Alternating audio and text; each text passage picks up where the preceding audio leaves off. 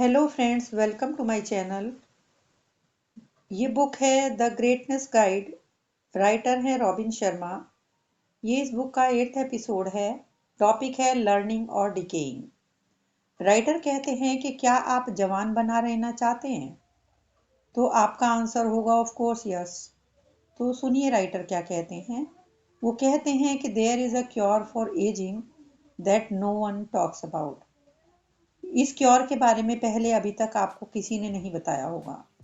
वो कहते हैं इसका आंसर है लर्निंग। जब तक आप कुछ नया सीखने की आप में एक्साइटमेंट रहती है, हर रोज अपनी पर्सनल एबिलिटी को स्ट्रेच करते रहते हैं, अपनी सोचने की एबिलिटी को इम्प्रूव करते रहते हैं, आप बूढ़े नहीं हो सकते।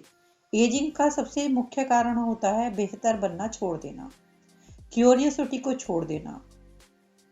Peter Drucker, father of modern management, 95 years तक जिए। ब्रिलियंट पर्सन थे वो कहते थे कि वो नए नए सब्जेक्ट्स सीखते रहते थे, चाहे वो जैपनीज आर्ट हो, इकोनॉमिक्स हो, और एक सब्जेक्ट को समझने में उनको 3 to 4 ईयर्स लग जाते थे। वो ये काम 60 ईयर्स तक करते रहे।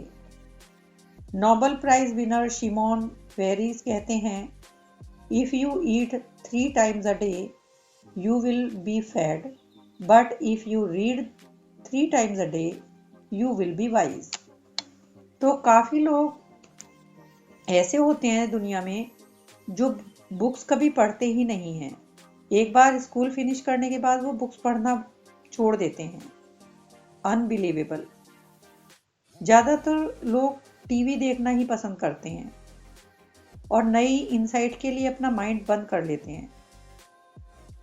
ग्रेट लोगों के पावरफुल थॉट्स को समझना नहीं चाहते, जबकि दुनिया हमें किताबों को पढ़ के नया नज़रिया देती हैं। हमारी कम्युनिकेशन स्किल ठीक होती है और बुक की हेल्प से हम हेल्दी और हैप्पी बनते हैं। हम बहुत सारी चीज़ें सीखते हैं। बिजनेस में हमको हेल्प मिलती है।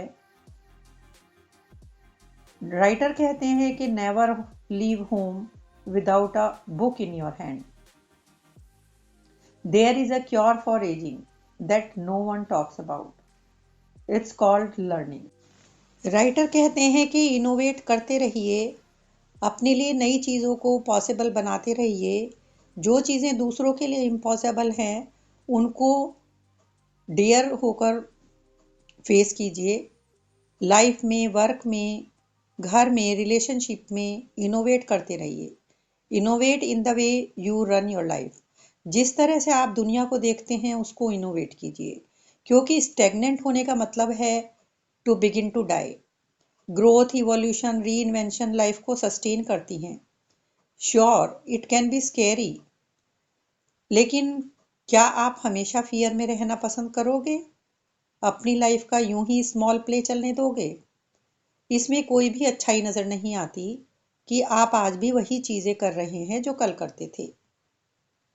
यकीन मानिए, जब लाइफ की एडवांस स्टेज पर आप होंगे तो आप ये रियलाइज करोगे कि अपने लाइफ को आपने बोल्डली नहीं जिया। आपने एक ऐसा पार्ट मिस कर दिया जो आप कर सकते थे। Lasting fulfilment lives out in the unknown.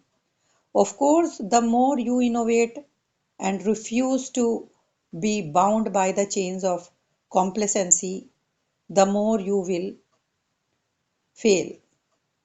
ये भी सही है कि जो भी रिस्क आप लेंगे या जो भी चीज़ आप ट्राई करेंगे वो आपके प्लान के अकॉर्डिंग चले, ऐसा ज़रूरी नहीं है। फेलियर सक्सेस के लिए ज़रूरी है। आप अपने आप को जितना स्ट्रेच करोगे उतना ही आप आगे जाओगे। Failure is a gift anyway.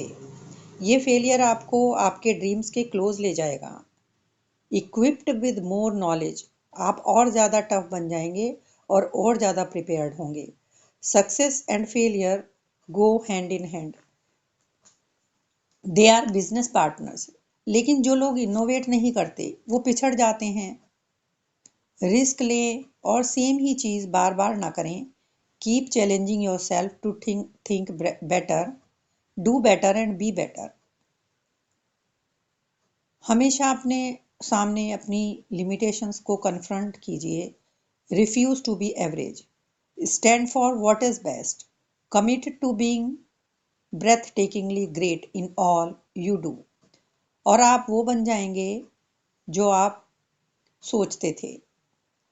Pleasure और हैप्पीनेस में फ़र्क होता है। प्लेजर इज़ ग्रेट, बट ये हमेशा नहीं रहता। प्लेजर हमारी लाइफ की जो 5 सेंसेस हैं हमारी, उनसे आता है।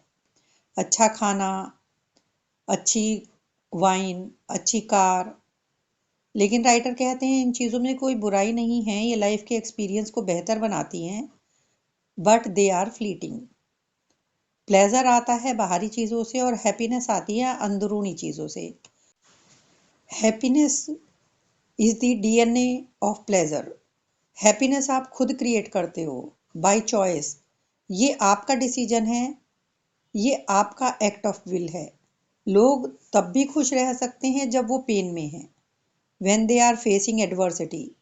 उनकी एक्सटर्नल लाइफ में कोई भी एविडेंट प्लेजर नहीं है, लेकिन वो फिर भी कॉन्टेंट हैं। लेकिन इसके बावजूद इसके अपोजिट कुछ लोग ऐसे होते हैं जिनके पास कार है, अच्छा घर है, अच्छे कपड़े हैं, but there is no joy within. So choose to be happy. खुश रहना अपनी चॉइस बनाइए। आप बाहर की चीज़ों को कंट्रोल कर ही नहीं सकते। हार्ड स्टफ विल हैपन, लेकिन आप वो कंट्रोल कर सकते हो जो आपके अंदर चल रहा है। और जो लोग ये कंट्रोल करना जानते हैं वो ग्रेट बनते चले जाते हैं, सक्सेस पाते चले जाते हैं। सक्सेस ऐसे ही नहीं मिलती, ये एक ऐसा प्रोजेक्ट है जिस पर रोज काम करना पड़ता है। You need to swim out of it, you need to make it happen. Vision ही काफी नहीं होता, it must be combined with venture. केवल स्टेप्स को देखते रहने से कुछ नहीं होगा। सीढ़ियों को देखते रहने से आपको उनके ऊपर चढ़ना भी होगा। We must step up the stairs. अपनी ग्रेटनेस को पोस्टपोन मत कीजिए, ये अभी करना है, अभी नहीं तो कभी नहीं। हमको ओल्ड होकर ही क्यों एक्सपीरियंस गेन करने हैं, अभी क्यों नहीं करने हैं? ऐसा इसलिए भी होता है कि हम अपना काफ़ी समय बेकार की चीज़ों पर लगा देते हैं, सोचते नहीं हैं, समझते नहीं हैं। यदि आपको पता होगा कि आप लाइफ में क्या चाहते हो, तो आप अपनी अवेयरनेस को बढ़ाएंगे, वो चीज़ें करेंगे जो इम्पॉर्टेंट होंगी। क्योंकि यदि बेटर अवेयरनेस होगी तो बेटर चॉइसेस होंगी, बेटर चॉइसेस होंगी तो बेटर रिजल्ट्स होंगे, क्लैरिटी से सक्सेस मिलेगी। So don't wait until the end of your life to become experienced. Collapse the timeline. Get clear on what you need to experience to have a fulfilling life. और वो अभी ही शुरू कर दो। Meet cool people, visit new places, read deep books, अच्छी किताबें पढ़िए और अपॉर्चुनिटीज़ को पकड़ के रखिए। कौन परवाह करता है कि हार होती है या जीत? आपको नया एक्सपीरियंस तो मिलेगा। Even the saddest of times make your life richer.